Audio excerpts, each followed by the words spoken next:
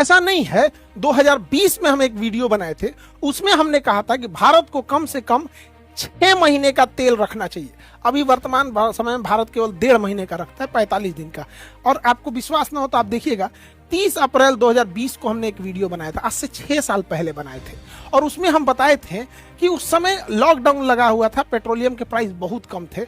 अगर हम लोग के पास 6 महीना रखने की व्यवस्था होती तो आज हम लोग को कोई टेंशन नहीं है, हार्मुज बंद हो जाए, कुछ भी बंद हो जाए, ईरान बंद हो जाए, अरब बंद हो जाए, वेनेजुएला, 6 महीने का स्टॉक पाइल है।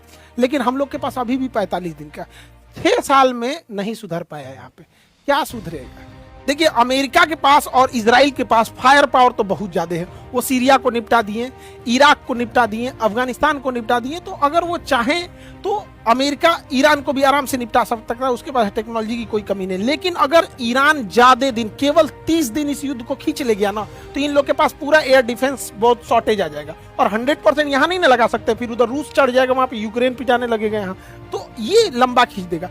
लेकिन अगर ईरान ध्वस्त हुआ तो ये लोग ईरान की धज्जी उड़ा देंगे, उसको तहस नहस कर देंगे ईरान को, जैसे अफगानिस्तान को किए, सीरिया को किए, इराक को किए। हमें क्या दिक्कत हुआ देखते चलिए एक एक करके। जब अमेरिका इराक से गया तो यहां एक आतंकवादी पैदा कर दिया, ISIS। यहां पर ये अमेरिका जहां से जाता है वहां एक आतंकवादी छोड़ेगा या तो देश का टुकड़ा करेगा। जैसे अंग्रेज हमें छोड़ के गए सब, तो पाकिस्तान पैदा किए सब, पाकिस्तान डेली आतंकवादी पैदा करता है। उसी तरह अमेरिका जैसे अफगानिस्तान खाली किया, तालिबान पैदा कर दिया। तो हमारे लिए दिक्कत हो जाता है। अमेरिका चूंकि इतनी दूरी पे है, उससे लड़ेगा वही जिसके पास मजबूत नौसेना हो और बड़ी वायुसेना हो, तो आतंकवादी उनसे नहीं लड़ पाए।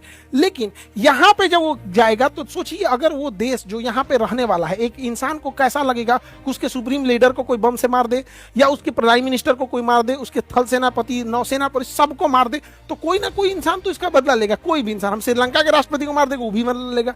वेनेजुएला का इंसान क्या अमेरिका को अच्छा बोलता होगा? नहीं। अब क्या है कि ISIS हथियारों से लड़ रही थी, तालिबान हथियारों से लड़ रहा था। लेकिन अब जो है आतंकवादी भी अपडेट हो जाएंगे सब।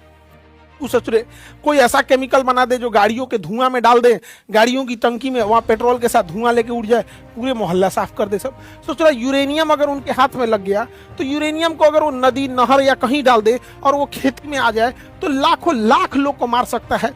कोई बायोकेमिकल हथियार बना ले, जैसे इबोला, कोरोना, इस टाइप के। तो अब आतंकवादी पहले हथियार उठाते थे। जैसे जैसे सेना और ये चीजें एडवांस होंगी, जैसे हम हथियार थे तो आतंकवादियों के पास भी हथियार थे, अब हमारे पास ड्रोन है तो आतंकवादियों के पास भी ड्रोन होगा। तो अमेरिका पूरी दुनिया में तांडव मचाएगा और हम लोग को भुगतना पड़ेगा। अफगानिस्तान में मारा, वहां तालिबान आ गया, हमारा पूरा किया करा है वहां चीज। हमने वहां संसद भवन बनाया था, हॉस्पिटल बनाए थे, डैम बनाए थे, बिजली घर बनाए थे, सड़कें बनाए, सब तहस नहस कर